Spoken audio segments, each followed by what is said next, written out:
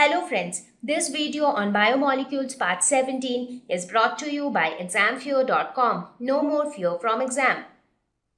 So now we will spend some time discussing enzymes. As I said, most of the enzymes are proteins. So we will see what are these enzymes, how some of the proteins act as enzymes, what do they do and how do they do it. So what are enzymes? Enzymes, in simple words, are protein catalysts. So by now you know what are proteins, so I don't really need to explain. But what are catalysts? When we talk about a catalyst, we would have spoken about it, you would have heard about it in your junior classes. Catalysts are those substances which can change the rate of a chemical reaction. When I say rate of a chemical reaction, I am talking about how fast the reaction takes place. So there are some substances which can increase the speed of a chemical reaction. So those substances are catalysts. So enzymes are catalysts. Enzymes are basically, they are made up of proteins. They are proteins rather, and they act as catalysts in all the chemical reactions which take place inside our body. So they are also known as biocatalysts because they act as catalysts inside living organisms, inside the body of living organisms, whichever reaction takes place. So they facilitate biochemical reactions inside the body of living organisms. Now, when I say biochemical reactions, what sort of reactions am I talking about? So when you look at the body of any living organism, there are many processes taking place like the digestion, respiration, circulation, excretion. Now, in each of these processes, a lot of chemical reaction has to take place. For example, when the process of respiration happens, what happens? Oxygen is taken in and carbon dioxide is given out. That is only the gaseous exchange part. But how is that oxygen utilized in our cells? So in each of the cells in our body, cellular respiration take place. So that those reactions involved in cellular respiration, they actually take place. So multiple reactions, the metabolic reactions are taking place inside our body. So enzymes facilitate those reactions. Enzymes increase the rate of those reactions. So that is how they play a very important role in the metabolic activities of our body. So here the picture which is shown on the screen that represents an enzyme. So obviously, since enzymes are proteins, you can expect the structure of enzyme to also to be like proteins. So this is how the digestive system. So they lower the activation energy for a reaction. So that is how they get things done. How can they make the reaction take place in a faster way? Or how can they facilitate the reaction? That is by lowering the activation energy. What is activation energy? This is the input energy needed for any reaction to start. For example, just take a very normal example from your day-to-day life. Suppose you want to start a business. Any person wants to start a business. So in order to start that business, you need some capital to start it. You need some money to start it. So you need to get that money from, suppose you want to open a small shop. But in that shop, you need to have some materials which you want to sell. So in order to get those materials, you need some money. Let us suppose we'll take all rough examples. Let us suppose you need 10,000 rupees to set up the shop. So somebody has to give that 10,000 rupees to you so that you can start your business. If you don't get that 10,000 rupees, it will take a lot of time for you to save 10,000 rupees and then start a shop, right? So this input, the minimum input which you need to start a business, that is the activation energy. Similarly, in case of a reaction, the minimum energy that you need to start a reaction, that is activation energy. So these enzymes, they do not provide the activation energy, but they reduce the activation energy. Like instead of 10,000, if enzymes are there, then that 10,000 will reduce to 2,000. So now you need only 2,000 rupees to start your business. So when that amount decreases, it becomes easier for you. So it becomes easier to find somebody who can give you 2,000 rupees. Now it is difficult to find somebody who can give you 10,000 rupees because that is a huge amount. But if you need only 2,000 bucks, you can find somebody who can give that to you. So that is the concept of enzymes. So they do not provide the activation energy, but they lower the activation energy needed to start a reaction, and that is how they facilitate biochemical reactions which take place inside the body of living organisms. So when you talk about activation energy, you can say that this is the input energy to start a reaction.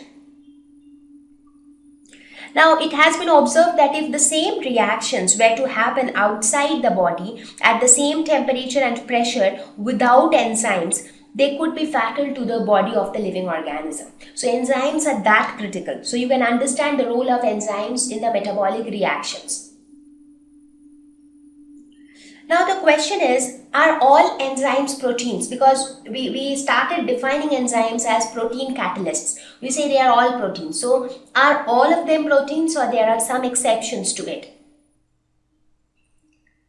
So the answer is mostly enzymes are proteins. So most of the enzymes are proteins. However, there are some nucleic acids which also behave like enzymes, and they are known as ribozymes. Now we have not discussed about nucleic acids yet. So once we discuss about nucleic acid, you will get to know how they act as enzymes. Now when I say nucleic acid, what all comes under nucleic acid? Things like RNA, DNA, they all fall under the category of nucleic acids. So it has been seen that at times RNA can also act as enzymes.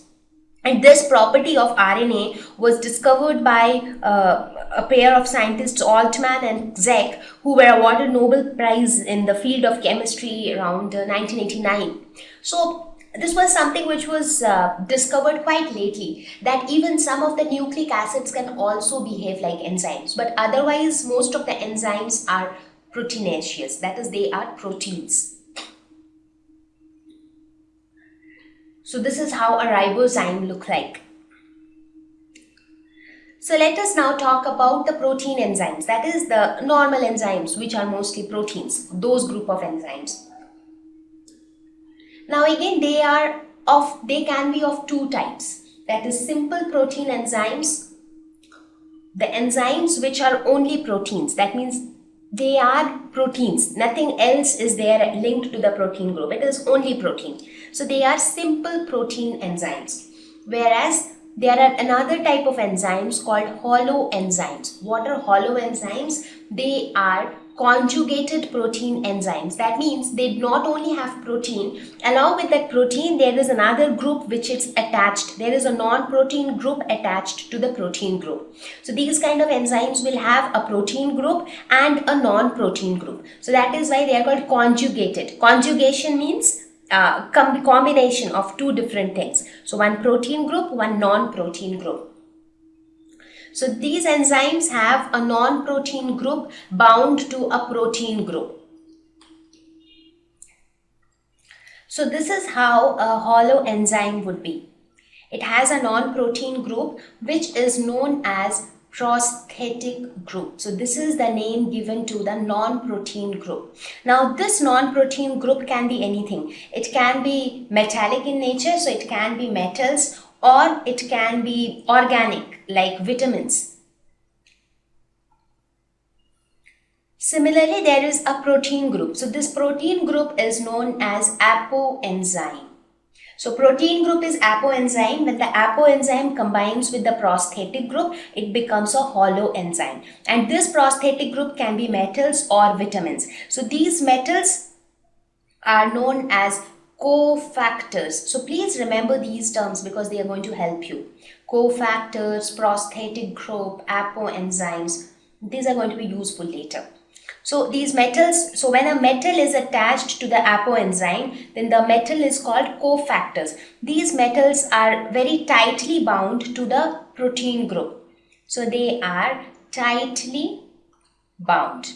So example of cofactors would be Fe2+. For example, this is metallic in nature. So this is a cofactor in enzyme catalase. So catalase is an enzyme where you have a cofactor Fe2+. Similarly, the vitamins. So if the non-protein group is vitamins, they are known as coenzyme. So this coenzyme is generally loosely bound to the protein group. An example of a coenzyme is NAD, that is nicotinamide, are coenzymes in many oxidizing enzymes present in mitochondria. So NAD is nicotinamide, right? So in short, we can say that holoenzyme, there are two types of enzymes. One is simple protein enzymes, which are purely protein, and holoenzymes are those which has a protein group and a non-protein group. So the protein group is apoenzyme and the non-protein group is prosthetic group. That prosthetic group can be a cofactor or a coenzyme. So I hope this is clear. What is simple protein enzymes and what are holoenzymes? Thank you. Please visit www.examfear.com to watch more videos, attempt free online test, get free study material, find tutors and mentors. Thank you once again.